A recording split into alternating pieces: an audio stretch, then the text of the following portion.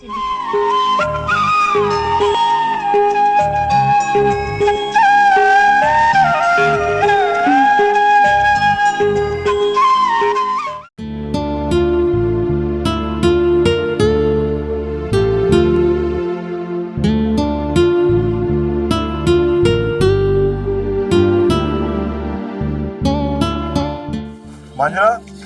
మంజుల ఏంది ఈడ కూర్చున్నావు? ఏంది ఎందుకు ఇంత ఇషారం కూర్చున్నావు? ఏమైంది? ఏం లేదండి, మా చిన్నబాబు కొడుకు చనిపోయిండు కదా, వాడు చనిపోయినప్పటి నుంచి నాకు అస్సలు మనసున పడతలేదండి. నా తమ్ముడు చనిపోయిన 4 రోజులు అవుతున్నా కూడా వాడు ఇంకా నా కళ్ళ ముందటే ఉన్నట్టున్నాడండి. ఓ పిచ్చిదానా, గదానికి ఇంకా గిన్ని రోజుల దాకా మనసు పెట్టుకొని బాధపడితే అవసరమా? అది జరుగుతూనే ఉంటే ఎవ్వరమైనా మనం భూమి మీద ఎల్లకాలం ముట్టొచ్చినావు చెప్పు. ఇవాళ ఇంట్లో రేపు మంటలే అయితే మన ఇది వాని ప్రాప్తం అంతవరకే ఉన్నది, పోయిండు. ఎవరు శాశ్వతం అని చెప్పు? నేను శాశ్వతమా? అయ్యో అంత మాట అనకండి. అయ్యో మంజుల, పోయిన వాళ్ళ జ్ఞాపకాలు ఉంటాయి, వాళ్ళని ఆదర్శంగా తీసుకొని మనం మన పనిలో మన బాధ్యతలలో మనం ముందుకోవాలి. మన కష్టం మనం చేసుకోవాలి, మన జీవితం మనం గడుపుకోవాలి. భగవంతుడు మనకి ఇంత ఇచ్చిండో అంతే. ఆనాడు ఆ కృష్ణ పరమాత్ముడే చెప్పిండు, పుట్టిన వానికి మరణం తప్పది, మరణించిన వానికి జన్మము తప్పదు అన్నాడు. అంతేనా కదా? అంతేగాని చనిపోయిన వాళ్ళ గురించి ఆలోచించుకుంటా మనం అక్కడనే ఆగిపోవద్దు.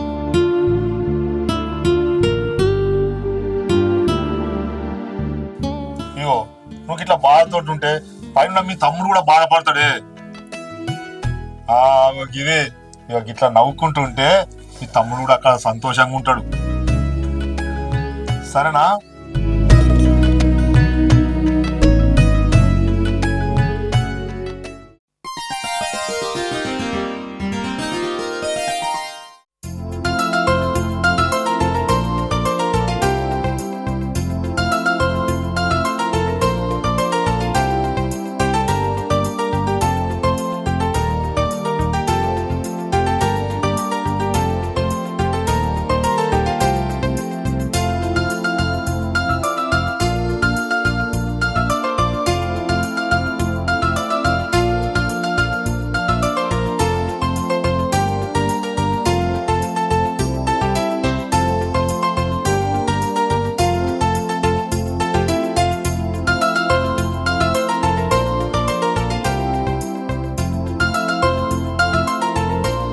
మంజుల, ఓ పూజ చేస్తున్నావా?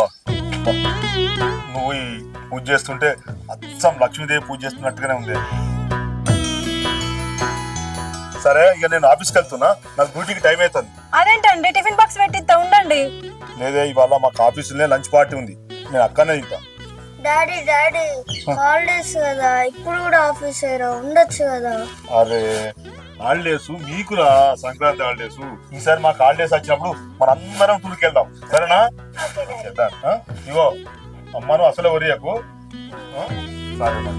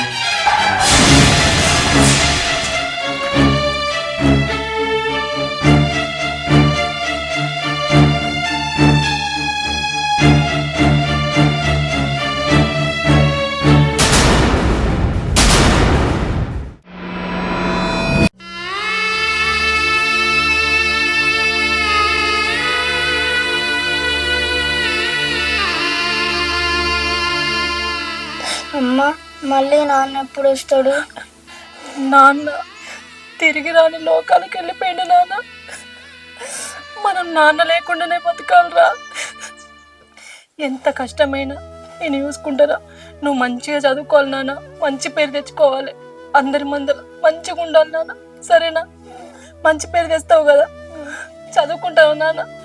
అంటే నాన్నకి రాడా? రాడు బిడ్డ, నాన్న రాడు. వస్తాడని చెప్పి నిన్ను నేను మోసం చేయలేను. ఇప్పటి నుండి మీ నాన్న లేకుండానే మనం బ్రతకాలి.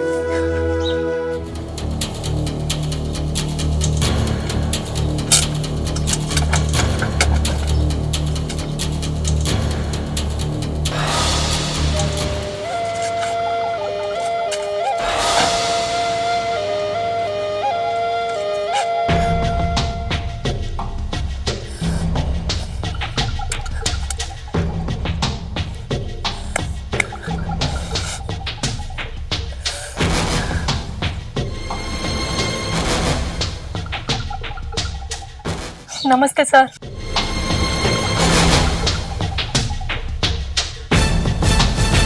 నీ పేరు ఏం పేరు?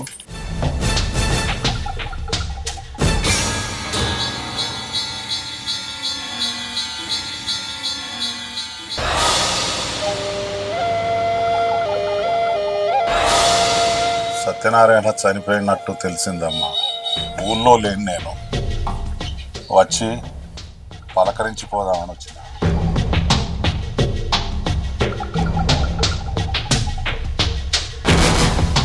ఇట్లా జరుగుతుందని నేను అస్సలు ఊహించలేదు. అంతా నా తలరాత.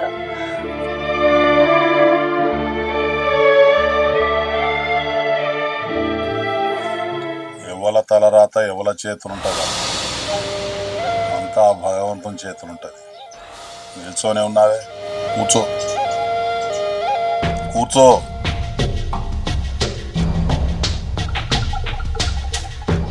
సత్యనారాయణ అదే నీ మొగుడు. పెద్దగా ఆస్తులేమో సంపాదించినట్టు లేదు, కూడా కిరాయి అనుకుంటాను. పెద్ద కష్టమే వచ్చి పడిందే నీకు. ఇంతకీ నీ పేరేమన్నావు? మంజుల. అరే మంజుల, మంజుల, మంజుల.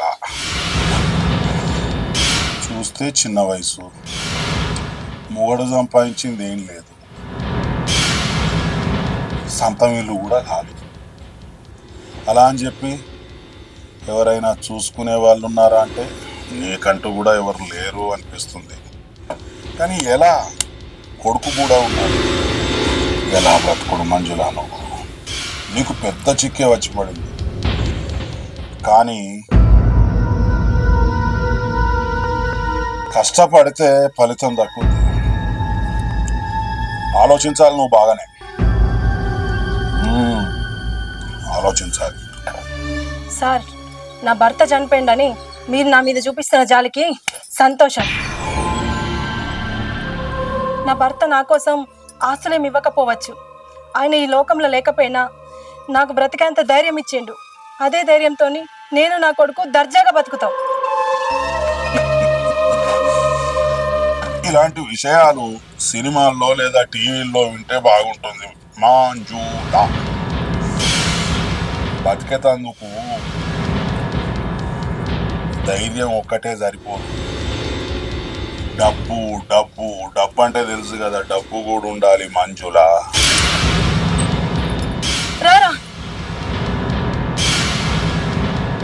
వస్తావు. ఎక్కడికి పోతావు? ఇవాళ కాకపోతే రేపు వెళ్ళొస్తా. మంజులా.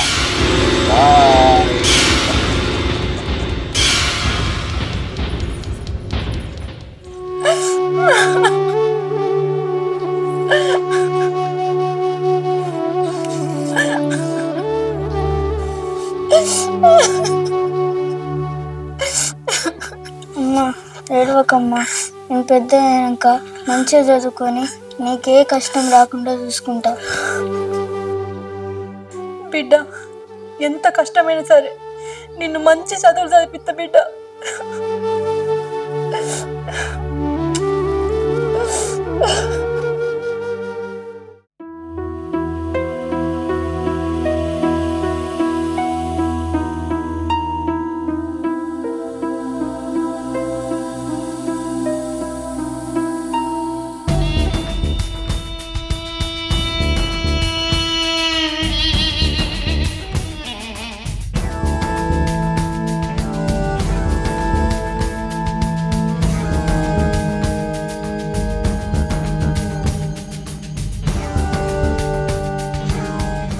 మోందిర చిన్నులు చదువుకుంటున్నావా? చిన్నులు, కన్నలు, చిట్టలు, పుట్టలు.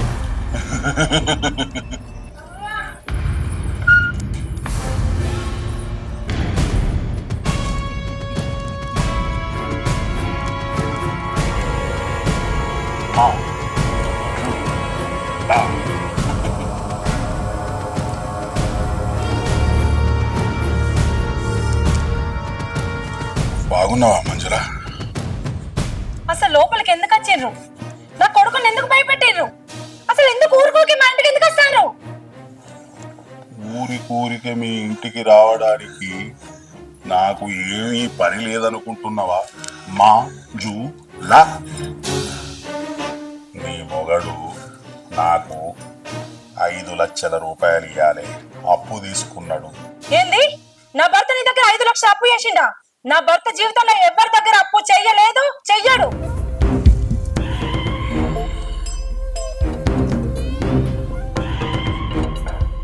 నువ్వు అంత పెద్ద రిసౌండ్ ఇచ్చినంత మాత్రాన నీ మొగడు చేసిన అప్పు లెక్క ఉంది, అప్పు పత్రం కూడా ఇక్కడ ఉంది. తప్పది, ఇయ్యక తప్పది. మీకు దండం పెడతా, అనవసరంగా లేనిపోని అప్పులు నా మీద రుద్దకండి. నా భర్త ఏ అప్పు చేయలేదు. దయచేసి ఇక్కడి నుంచి వెళ్ళిపోండి.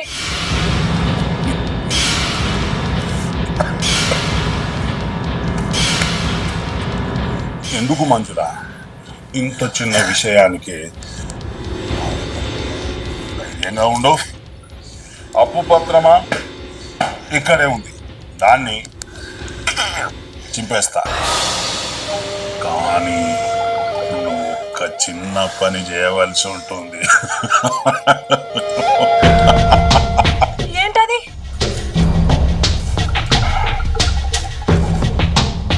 ఇప్పుడు పాయింట్కి వచ్చావు. మా జో లా నీకా మొగల్, నేను కూడా ఒంటరిగానే ఉన్నా. ఇద్దరం కలిసి ఒక ఆట ఆడదాం అనుకుంటున్నాను. పచ్చిగా చెప్పాలంటే నిన్ను చూసిన ప్రతిసారి ఒళ్ళంతా జరవరించేది. నువ్వు నాకు దొరికినవు. నువ్వు సరే అని ఒక్క మాట చెప్పు, నీ అప్పు పత్రం ఇప్పుడే బరబరా బరబరా బరబరా చింపి పడేస్తా. ఏం మాట్లాడుతున్నావు? మర్యాద చెప్తున్నా, పోలీసులు ఫోన్ చేయమంటావా? ఏం మాట్లాడుతున్నావు అసలు? ఏమనుకుంటున్నావు నన్ను? నోరు కంటే ఇంకొక క్షణం నా ఇంట్లో ఉన్నావనుకో, నేనేం చేస్తాను నాకే తెలియదు. ఇక్కడ పోలీసులకు చెప్తుందట మా జూ లా.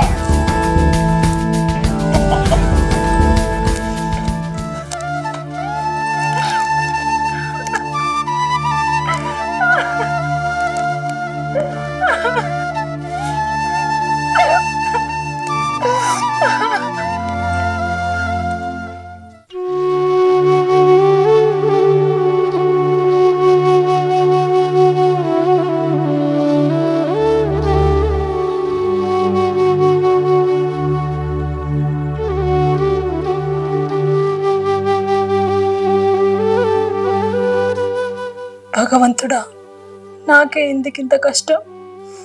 ఎందుకు ఈ శిక్ష? నా నుండి ఆయనను ఎందుకు దూరం చేసిన? ఆ చావేదో నాకిచ్చిన అయిపోవు కదా. ఆయన లేని ఈ లోకంలో నేను బ్రతకలేకపోతున్నా. నాకు బ్రతకాలని లేదు. నేను కూడా చచ్చిపోతా.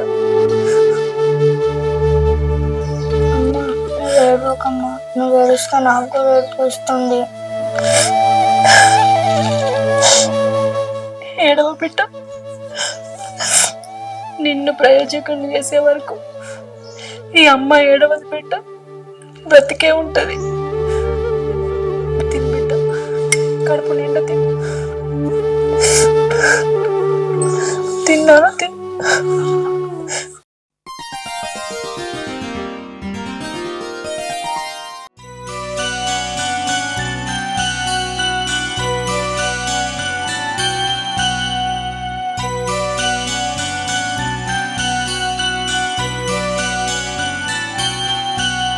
సార్ నమస్తే సార్. నమస్కారం అమ్మా.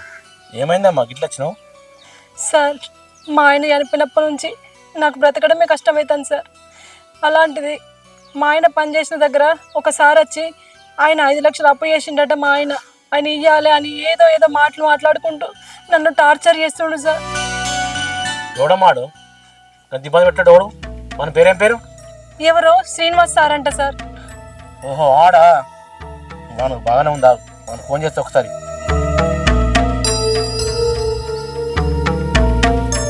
విన్బాయ్, నువ్వు ఎక్కడున్నా ఫస్ట్ గ్రామ పంచాయతీ రా, తొందర వచ్చాయి. ఫోన్ చేసినమ్మా అత్తాడు, ఉండు వాడు సంగతి చెప్తా. ఇంకో తప్పని జోలి రాకుండా చేస్తావు. సరే సార్.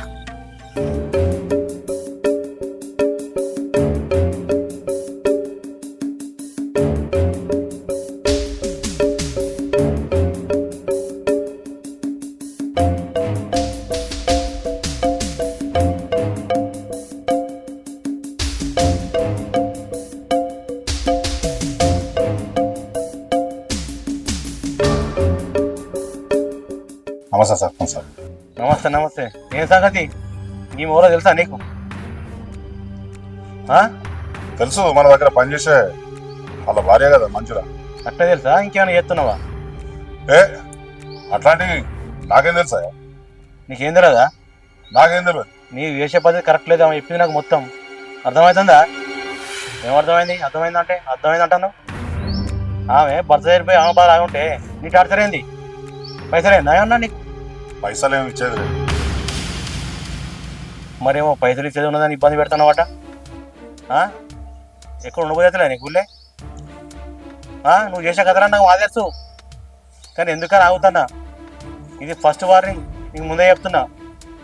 తినుబాయ్, ఏది ఉన్నా జాగ్రత్తగా ఉండి కాంచి. ఆమె జోలికి పోతే మాత్రం ఊరుకునే లేదు, అర్థమైందా? ఇదే రిపీట్ చేసామనుకో నీ జాగలు నీ ఎక్కడెక్కడ నువ్వు చేసే కథలన్నీ తెలుస్తాయి. ఒక్క జాగా లేకుండా చేస్తా నీకు, అర్థమవుతుందా?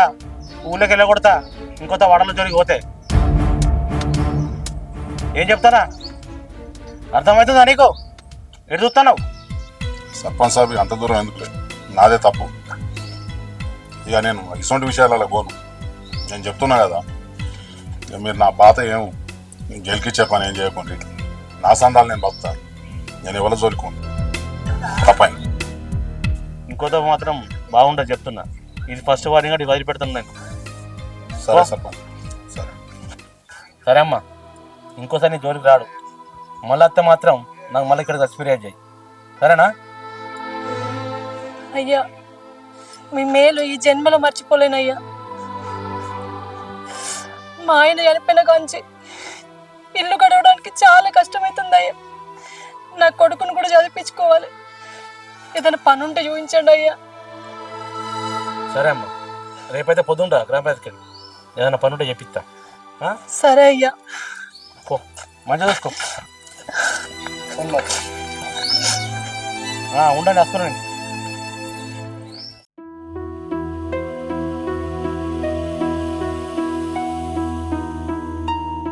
అమ్మా,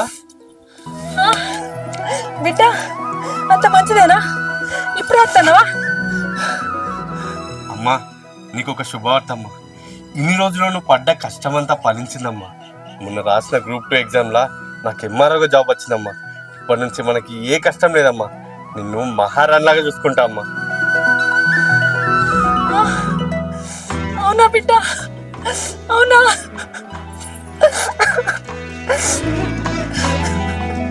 అమ్మా ఏడవకమ్మా, ఇది సంతోషంగా ఉండాల్సిన టైం అమ్మా.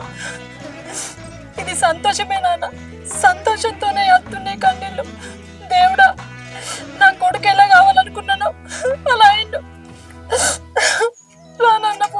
అమ్మా